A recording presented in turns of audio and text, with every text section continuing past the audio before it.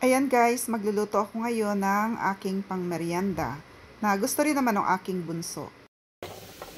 So magsatay po tayo ng minced garlic. And then ilagay po natin yung ating chopped ginger. Masarap po yung maraming ginger na malalasahan. And then ilagay na natin yung ating marinated chicken.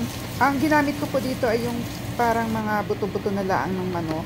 So kasi mas malasa po yun. So, ibinabad ko na siya sa salt and pepper. Yan, para dumikit na po yung lasa sa manok.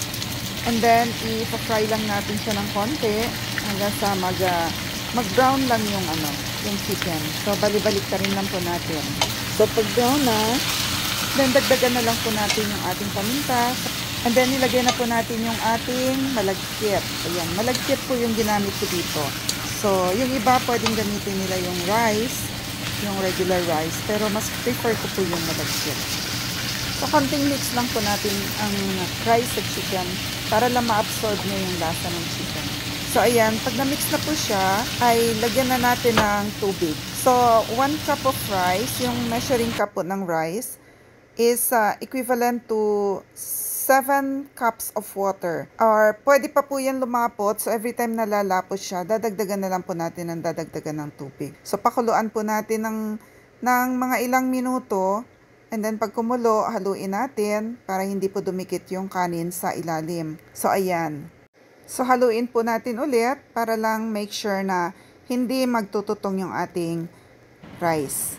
Ngayon lagyan po natin ng pandagdag lasa ang chicken seasoning. Then, haluin lang po natin yung ating sibuyas.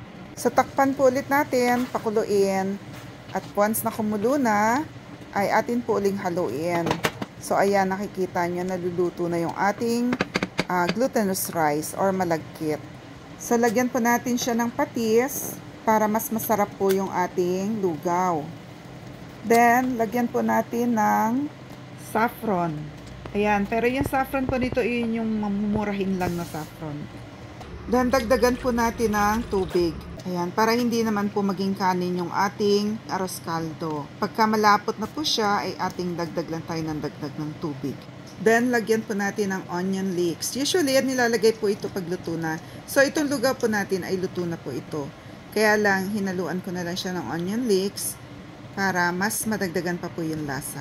So, lagyan natin ng itlog. Huwag po na, huwag lang masyado ang halo para hindi madurog yung ating eggs.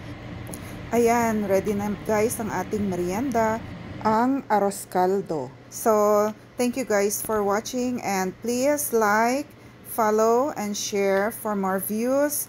And please subscribe for more cooking videos like this. Thank you for watching. Follow Please and follow, subscribe share, for and more cooking subscribe for more videos cooking like videos. this.